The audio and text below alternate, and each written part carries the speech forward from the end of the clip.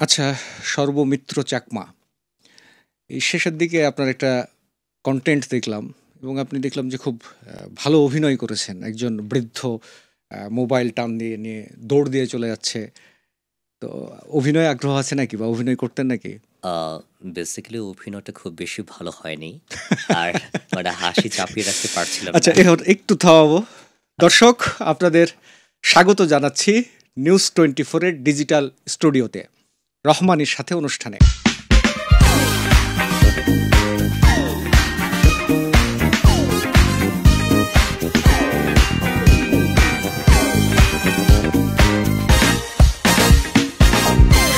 আজকে আমাদের এই অনুষ্ঠানের অতিথি অল্প সময়ের মধ্যে রাজনীতিতে, ছাত্র রাজনীতিতে বেশ আলোচিত এবং সমালোচিত এবং সৃজনশীলতার জন্যও সুনাম রয়েছে সর্বমিত্র চাকমা, যিনি ডাকসুর, ঢাকা বিশ্ববিদ্যালয় কেন্দ্রীয় ছাত্র সংসদের কার্যনির্বাহী সদস্য, বাংলাদেশ ইসলামী ছাত্র শিবির সমর্থিত ঐক্যবদ্ধ শিক্ষার্থী জোট প্যানেল থেকে নির্বাচন করেছিলেন। সর্বমিত্র চাকমা, আপনাকে স্বাগত আমাদের অনুষ্ঠানে। Thank you so much. Common প্রশ্ন, কেমন আছেন? সব মিলিয়ে মোটামুটি ভালোই। আর আপনি কেমন আছেন? আমিও ভালো আছি এবং আপনাকে দেখে খুব ভালো আছি। এখন আমার প্রথম প্রশ্ন হচ্ছে আপনাকে যে রাজনীতিতে আমাদের বাস্তবতায় গুলি আছে, খুন আছে, গুম আছে, হামলা আছে, মামলা আছে এবং সামাজিক নিপীড়নও আছে, প্রচুর কটু কথা আছে, অনেক কিছুই আছে। এত কিছুর মাঝে রাজনীতিকে কেন আপনি বেছে নিলেন? আ বেসিক্যালি রাজনীতিটাকে আমি আ এখন তো অনেকটা বলতে গেলে কাছ থেকে দেখছি। হুম, কিন্তু ছোটবেলা থেকে আমার একটা আগ্রহ ছিল। রাজনৈতিক বইপত্র, পেপার পত্রিকা থেকে শুরু করে আম পাশে পশ্চিমবঙ্গের হুম, বিধানসভার ইলেকশন থেকে শুরু করে আপনার ভারতের লোকসভা ইলেকশন আর এরকম অনেক আগ্রহ টুকটাক ছিল। আ তো সেই জায়গা থেকে আপনি এত কিছু বললেন নেগেটিভ জিনিসগুলো। আ কিন্তু কোথাও গিয়ে আমার মনে হতো যে আসলে একটা চেঞ্জেস দরকার। হুম, আ আমার কলেজের সময়কালীন কলেজে যখন আমি ছিলাম ওই সময় স্বপ্ন দেখতাম নিজেকে না হলেও একটা চেঞ্জেস আসবে। হুম, সেটা নিজেকে নিয়ে ভাবছি এমনটা না। কিন্তু হুম, ওই যে একটা চর্চা ছিল, রাজার ছেলে রাজার হবে, হুম, আবার গরিবের ছেলে গরিব হবে। আপনি যতই ছাত্র রাজনীতির দাপুটে নেতা হন হুম, বা আপনার সেই নেতৃত্ব থাকুক না কেন, আপনার যদি সেই পলিটিক্যাল ব্যাকগ্রাউন্ড যদি ফ্যামিলিতে না থাকে, আপনি অত বেশি উপরে যেতে পারবেন না। হুম, আপনি এমপি ইলেকশন করতে পারবেন না, আপনি মন্ত্রী হতে পারবেন না। ওই যে বংশ পরম্পরায় বাবার পর ছেলে আসবে, ছেলের পর নাতি আসবে এরকম আমরা দেখেছি। আমরা জানি না যে হাসনাত আব্দুল্লাহর বাবা কে? হুম, আমরা জানি না যে এইখানে আপনার কাদের ভাই আব্দুল কাদের, তার বাবা কে? হুম, আমরা চিনি না যে সাদিক খান বা এস এম ফরহাদ তাদের বাবা কে? হুম, আম তাদের পিতামহ কে ছিলেন? জানি না আমরা। হুম, এই যে একদম অ্যাপলিটিক্যাল একটা এরা থেকে আপনার যে একটা নতুন যে নেতৃত্ব আসা, হুম, এটাকে আমি ইতিবাচকভাবে দেখি এবং আমার মনে হয়েছে যে না হুম, কোনো একভাবে কাছ থেকে দেখা যায়। হুম। এই প্রশ্নটা যদিও অনেক শুনেছেন আপনি, অনেকবার উত্তর দিয়েছেন। তারপরেও দর্শক জানতে চায়, ডাকসু নির্বাচনে শিবির ঘোষিত প্যানেল বেছে নেয়ার সিদ্ধান্ত সবচেয়ে বড় কারণ কি ছিল আপনার দৃষ্টিতে? আ সবচেয়ে বড় কারণ ছিল এখানে আমার সাথে যাদের কথা হবে, হুম, তারা আমার সাথে চোখে চোখ রেখে হুম, কথা বলবে। সামনে একভাবে, পেছনে একভাবে কথা বলবে না। হুম, অন্তত সেই দলের মধ্যে একটা কোরামের রাজনীতি থাকবে না। অন্তত সেই দলের মধ্যে আমাকে নিয়ে যেরকম পুতুল খেলা হয় না? হুম, সেরকম থাকবে না। বর্তমানে অনেকে ধারণা করছে আ মানে কথায় আসতাম আরকি যে হুম, আ আমাকে শিবির ওখানে পাঠাচ্ছে, হুম, আমাকে দিয়ে শিবির এটা করাচ্ছে, ওটা করাচ্ছে। হুম, এই কথাগুলো আমি খুব একটা বেশি আ এতটা গোনায় ধরি না বলতে গেলে। কারণ বেসটা অতটা স্ট্রং না এগুলোতে। হুম, তো সেই জায়গা থেকে মূল কারণ ছিল এইটাই। যে আমি যাদের সাথে যাবো, তাদের সাথে যদি আমার সামনে পেছনে হুম, কথা যাই হবে সেটা এক মানে এক কথায় আমরা থামবো, এক কথায় আমরা থাকবো। এরকম যদি হয় তাহলে সেক্ষেত্রে আমি আছি। এবং সর্বোপরি কাজটা হতে হবে শিক্ষার্থীদের জন্য। হুম। আমাদের মধ্যে এখন পর্যন্ত সেই একটা শোডাউন দিয়ে বেড়ানো বা পেছনে সামনে পেছনে ১০ জন ২০ জন ছেলে নিয়ে ঘোরা, আ এটা অন্তত এই চর্চাটা এখন পর্যন্ত হয়তোবা দেখেননি। এবং সামনেও আমাকে আ আমার দ্বারা এটা হবে না। সো আমার মনে হয়েছে যে একজন প্রতিনিধি যেমন হওয়া উচিত, সেরকম প্রতিনিধি যে প্যানেল, যে দল দিতে পারবে, আমি তার সাথে যেতে রাজি আছি। অন্যান্য সংগঠনগুলো থেকে আপনি ছাত্র শিবিরকে আলাদা করবেন কিভাবে? বেসিক্যালি আমার কাছে শৃঙ্খলা জিনিসটাই বেশি ভালো লেগেছে। ইভেন আমি অন্ধবিশ্বাস এই কথাটা বলছি না। আমার কাছে তাদের সততা জিনিসটা সবচেয়ে বেশি আমি প্রায়োরিটি দিই। হুম। আমি যদি আমার ওয়ালেট আমি আ রেখে আসলাম ওয়ালেটটা আ ফোকাস কোচিং সেন্টারের অফিসে। তো সেইখানে ওয়ালেটটা রেখে আসার পর আমি জাস্ট বলেছি যে, "আমি ওয়ালেটটা রেখে এসেছি।" তার কিছুদিন পরে আমি নিতে যাই। আমার কাজ ছিল। হুম। আমি পরে ওয়ালেটটা নেওয়ার পর আমি গুনেও দেখলাম না যে কত টাকা আছে। এটা কিন্তু অন্ধবিশ্বাস এমনটা না। আচ্ছা। আমার কাছে মনে হয় যে সেই সততা, সেই শৃঙ্খলা এই হুম। দলের মধ্যে আছে। অন্য দলের মধ্যে নাই, এই কথাটা ওভাবে বলছি এমনটা না। হুম। কিন্তু এটা আপনি নিজেও জানেন, আমি নিজেও জানি যে কোরামের রাজনীতি চলে। হুম। সো সেই জায়গা থেকে আমি আ এতটা অনিশ্চয়তার মধ্যে যেতে চাই না। যাদের মধ্যে আপনার সে শৃঙ্খলা, সততা জিনিসটা আছে। আপনি একজন নিন্দুক হতে পারেন, বাট আপনাকে স্বীকার করতে হবে যে এই অনেস্টি জিনিসটা আছে। তারা সেটা মেইনটেইন করে। সাধারণত আমরা দেখে অভ্যস্ত না বা আ অতীত নিকটে এরকম ঘটনা আমাদের সামনে আসে নাই যে একজন সর্বমিত্র চাকমা শিবিরে যোগ দিয়েছে। তো স্বাভাবিকভাবে এই না, প্রশ্নগুলো ছাত্র শিবিরে কিন্তু যোগ দিই নাই। হ্যাঁ, ছাত্র মানে শিবিরের প্যানেলে প্যানেলে ইয়েস। হ্যাঁ। তো স্বাভাবিকভাবেই তখন এই প্রশ্নগুলো আসে যে আপনার সম্প্রদায়ে এটা নিয়ে কি কোনো আ প্রতিক্রিয়া পড়েছিল? সেটা ভালো প্রতিক্রিয়া হোক বা বিরূপ প্রতিক্রিয়া হোক, কোনো চাপ অনুভব করেছিলেন আপনি আপনার কমিউনিটিতে? না, বেসিক্যালি এটা একটা খুব এক্সেপশনাল একটা ঘটনা এবং সবাই ধাক্কা খাবে এরকম একটা ঘটনা ছিল। খুব স্বাভাবিক এটা। এবং সবাই যে এটাকে ভালোভাবে নিবে না, এটাই তো প্রত্যাশিত। এবং মানুষের পালস বুঝতে হবে, মানুষ এই জিনিসটাকে কিভাবে নিচ্ছে সেটা আমাকে জানতে হবে। সো এটাকে খারাপভাবে নিবে বা এটাকে নেগেটিভলি নিবে, এটা হুম। তো জানা কথা। সো এটার আমার নিজের যে আমার খুব বেশি খারাপ লাগছে, আমার খুব আক্রোশ একটা তৈরি হয়েছে। Not that. আমি জানি যে আমি যদি সততার সাথে আমার আম নিজস্ব জাতিসত্তা, আমার ভাষা, আমার হুম। সংস্কৃতি, আমার যে আইডেন্টিটি সেটার সাথে যদি আমি বিশ্বাসঘাতকতা না করি, তাহলে আমি ঠিক আছি। আমাকে বলতে হুম। হবে না, মানে হুম। এক্সাক্ট পয়েন্ট আমি বলি আপনাকে। হুম। আমি সৎ। এই জিনিসটা বলে কেন বেড়াতে হবে? হুম। কাজের মাধ্যমে সেটা প্রমাণ হবে। এট লিস্ট এখন পর্যন্ত তো আ আমার দ্বারা আমার কমিউনিটির কেউ ক্ষতির শিকার হয়নি। কটু কথার শিকার হয়নি। That's okay. আমার মনে হয় এটাই যে আমার দ্বারা ভালো যতটা আমার করা যায় সে চেষ্টা আমি করব। অন্তত ক্ষতিটার শিকার কেউ হবে না। শিবিরকে নিয়ে যে ঐতিহাসিক বিতর্ক বা প্রশ্ন আছে, এটা উপেক্ষা করা কতটা যৌক্তিক? আপনি কি মনে করেন? আমার মনে হয় তাদের যে ঐতিহাসিক একটা দায়বদ্ধতা আছে, সেই দায়বদ্ধতা তাদের আম একদম খোলাখুলিভাবে এটা নিয়ে তারা আলোচনা করা উচিত এবং মুক্তিযুদ্ধের প্রশ্ন বা আপনার বাংলাদেশের যে ইতিহাস,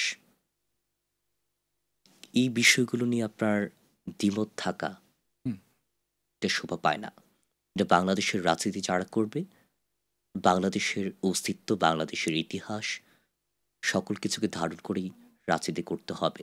তবে আমার মনে হয় সেই জায়গায় আ ছাত্র শিবির তারা অনেকটাই আমার মনে হয় সেই দায়বদ্ধতার যে জায়গাটার সেটার বিভিন্নভাবে কাজের মাধ্যমে তারা পরিচয়টা দিচ্ছে। আমি যতদূর জানি গত ১৬ ডিসেম্বরে বোধহয় তারা একটা আ প্রোগ্রাম করেছিল বিজয় দিবসে। হ্যাঁ, প্রত্যেক ১৬ই ডিসেম্বরে তাদের শোভাযাত্রা বা কোনো অনুষ্ঠান থাকেই, আমরা তো দেখেছি। তো সেই জায়গা থেকে মূলত আহ, আমি এই কথাও বলে রাখি, শুধুমাত্র ছাত্র শিবির না, বর্তমানে যতগুলো দল আছে, হুম, আমরা চাই না আমার আইডেন্টিটি অ্যাজ এ বাংলাদেশি, আমার আইডেন্টিটি, আমার হিস্ট্রি, মুক্তিযুদ্ধ থেকে শুরু করে 24-এর গণ অভ্যুত্থান, এই সকল কিছু দলীয়করণ হোক, সেটাও চায় না। অ্যাটলিস্ট এই জিনিসগুলো প্রশ্নের উপর থাকুক, এগুলো সমালোচনার ঊর্ধ্বে থাকুক। মানে আমার ছোটবেলা থেকে এটা নিয়ে ভাবনা ছিল যে এটা নিয়ে বিতর্ক থাকার তো কথা ছিল না। হুম, এগুলো নিয়ে আপনার আহ, ইতিহাস, সময় সময়ে একটা সরকার চেঞ্জ হচ্ছে, হুম। বয়ানও চেঞ্জ হচ্ছে। আর কোনো কি দ্বিতীয় কোনো জাতি আছে যার অস্তিত্ব নিয়ে এরকমভাবে নিজেরা শুধুমাত্র রাজনীতির জন্য তাদের যে জীবন সংগ্রাম, সংগ্রামের ইতিহাস, এগুলোকে এইভাবে মিসইউজ করে? মনে তো হয় না। এখন এই বেশ কিছুদিন আগে আপনার কিছু ঘটনা তো অনেক ভাইরাল। এটা তো বুঝতে পারেন নাকি? ভাইরাল হবার কারণটা হচ্ছে এক পক্ষ বলছে যে আপনি কাজটা ঠিক করছেন না, এটা আপনার দায়িত্ব না। আপনাকে কে দিয়েছে এ দায়িত্ব যে ওঠাতে হবে? এটার জন্য আলাদা লোক রয়েছে, আলাদা মানুষ রয়েছে যাদের দায়িত্ব হচ্ছে এই কাজটা করা, তাদেরকে ওঠানো। বেসিক্যালি বিষয়টা হচ্ছে দুইভাবে। মানে পৃথিবীর যে বিষয়গুলো বা বিশ্বের অনেক বিষয়, যেটা আপনার দুটোর পার্সপেক্টিভ থাকে, একটা হচ্ছে থিওরিটিক্যাল হুম, আর একটা হচ্ছে আপনার প্র্যাকটিক্যাল। হুম, আপনি থিওরিটিক্যালি অনেক কথা বলতে পারবেন হুম, যে না, এই কাজটা অমুককে দিয়ে করানো উচিত হুম, ছিল, এটা পুলিশের হাতে দেওয়া উচিত ছিল, হুম, এটার তার করা উচিত হয়নি। আরেকটা হচ্ছে প্র্যাকটিক্যাল। হুম, থিওরিটিক্যালি যদি বলি তাহলে সেক্ষেত্রে আমার কাজটা করার রাইটস আমার আছে।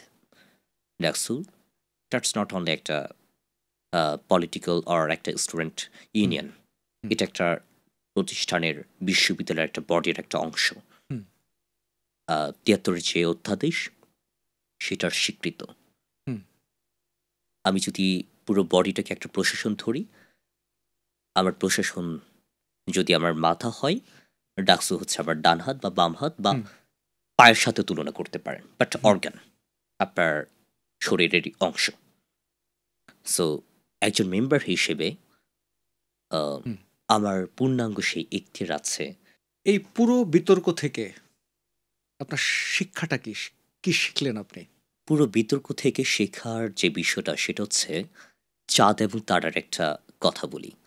হুম, চাঁদ এবং শুকতারা আপনি যখন ছাদ থেকে দেখবেন বা রাস্তা থেকে দেখবেন বা আহ, মাঠে শুয়ে শুয়ে বা বসে বসে দেখবেন, আপনি হুম, দেখবেন চাঁদ এবং শুকতারা হচ্ছে আপনার একদম খুব কাছাকাছি। হ্যাঁ, হ্যাঁ, দূরত্ব হচ্ছে জাস্ট এইটুকু, তাই না? হুম, আসলে কি দূরত্ব অতটুকুই? না, না, তাদের দূরত্ব হাজার লক্ষ মাইল। অর্থাৎ আপনি ফেসবুকে একটা ভিডিও দেখে যেটা দেখছেন, চোখের সামনে দেখছেন, বাট সেটার অন্তরালে অনেক ঘটনা থাকে। এবং মানুষের একটা জিনিস আমি খেয়াল করলাম, সবাইকে দোষারোপ করছে এমন না। মানে মানুষের সাইকোলজি, তারা ধরে নিয়েছে ক্যাপশন পড়ে যে সর্পমিত্র তাকে প্রহার করেছে, হুম, কিন্তু সে ভিডিওটা দেখেছে, সে দেখেও সে দেখেছে কিন্তু ওখানে প্রহার করা হয়নি, বাট তার মাথায় সেট হয়ে গেছে সে প্রহার করেছে। আগেই ভেবে নিয়েছে। ইয়েস। তা আসলে কি তা হয়েছিল? হয়নি তো। আপনার রাজনৈতিক আদর্শকে, মডেলকে কাকে দেখে আপনি উৎসাহিত হন? ওরকম মডেল আসলে নেই। আচ্ছা। বাট বাংলাদেশের যে পলিটিক্স, এটাকে আমি একটু নেগেটিভলি দেখি। এখানে আপনি যুক্তি দিয়ে লড়াই চলে না। স্মার্ট পলিটিক্স এখানে চলে না। আপনি যত বেশি কাদা ছুটতে পারবেন, আপনি তত বেশি পপুলার হবেন। হুম, এই যে আমি সুন্দর মতো একটা, এই ঘটনার কি ঘটেছে সুন্দর হুম, একটা ব্যাখ্যা আমি দিলাম। ওখানে কতটা রেক্ট পড়েছে আর ওই ভিডিওতে কতটা রেক্ট পড়েছে বলেন। হুম, মানুষ হচ্ছে এগুলো এনজয় করে। আর আমাদের পলিটিশিয়ান তার কাদা ছোড়াছুড়িটাকে বেশি পছন্দ করে। যুক্তি তর্কের লড়াইটা দরকার, হুম, যেটা বাংলাদেশে খুব একটা বেশি দেখি না। দ্যাটস ওয়াই ওভাবে মডেল ফিক্স করা হয়নি। অনেক কাজ করছেন আপনি। হুমকি ধামকি কিংবা ভালোবাসা পাচ্ছেন? মোবাইলে কি মেসেজ আসে? সাবধান, আ এই করব, ওই করব। আ সত্যি বলতে খুব একটা বেশি দেখি না টেক্সট। হ্যাঁ, দেখি। টেক্সট যে দেখেন না আপনি আমি আ জানি। হ্যাঁ, হ্যাঁ। কারণ আমার টেক্সটে আপনি অনেকদিন পর দেখেন। হুমকি ধামকি আসে? উম এটা আ ওই আরকি। এটা খুব স্বাভাবিক। ক্যাম্পাসে যারা বিরোধী রাজনীতি করছে, আবিদ আছে, হামিম আছে, মায়েদ আছে, সাদিক কায়েম আছে। এদের সাথে সম্পর্ক কার সাথে আপনার খুব ভালো সম্পর্ক? বিরোধী দল যারা করে আরকি। না, সম্পর্ক ওভাবে ভালো খারাপ বিষয়টা সেরকম না। ক্লোজ আ বা এতটা ডিসট্যান্সের সেভাবে বলব না। হুম, কিন্তু বিষয়টা হচ্ছে আমি ব্যক্তিগতভাবে আমি হামিদ ভাইকে বেশি পছন্দ করি। মানে উনার যে পলিটিক্স এর যে ধরন, সেটা একদম মানুষের যে পালস বোঝা, আচ্ছা। মানুষের যে চিন্তাধারা সেটা বোঝা, সেই জিনিসটা উনার আছে। অ্যান্ড ব্যক্তিগতভাবে উনার এই কাজগুলোকে আমি চমৎকারভাবে পছন্দ করি। শুরু করেছিলাম যেটা দিয়ে যে অভিনয়। একজন বৃদ্ধ মোবাইল নিয়ে চলে গেল। তো অভিনয়ে ইচ্ছা আছে নাকি? ভালো করেন তো আপনি দেখলাম। না অভিনয় এবং খুব এক সেটার রিচ এবং ভিউ, কমেন্টস প্রচুর। না অভিনয় খুব একটা বেশি ভালো করি না এটাই। আ কিন্তু আ আমি আ বলতে গেলে শিল্পের যে একটা আলাদা যে জগৎ, আ এটাকে খুব কাছ থেকে দেখা, এটা আমি খুব বেশি এনজয় করি। আমি আ এখন যেরকম হয়েছে যে হ্যাঁ, সে তো ডাকসুর একজন ফেস, যেখানে সেখানে যাবে না, এমনটা না। আমাকে যদি কোথাও দাওয়াত না দেয় আমি মানে কোনো একভাবে পৌঁছে যাই। আ সেটা আপনার আ বামপন্থীদের আ সঞ্জীব আ সন্ধ্যা হোক বা সেটা আপনার কোনো আপনার উম জারি-সারি গানের আসর হোক, সেটা কাওয়ালি হোক, সেটা যদি কনসার্ট হোক, পৌঁছে যাই কোনো একভাবে। আ শুধুমাত্র ওই যে কিছুদিন আগে আদি নববর্ষ একটা উদযাপন হয়েছে, হুম। আমাদের নবান্ন। ওখানে যেতে পারিনি। আমার এক্সাম ছিল তার পরের দিন। আমার শেষ প্রশ্ন, আগামীতে নিজেকে কোথায় দাঁড় করাতে চান? বা আপনার স্বপ্ন কি?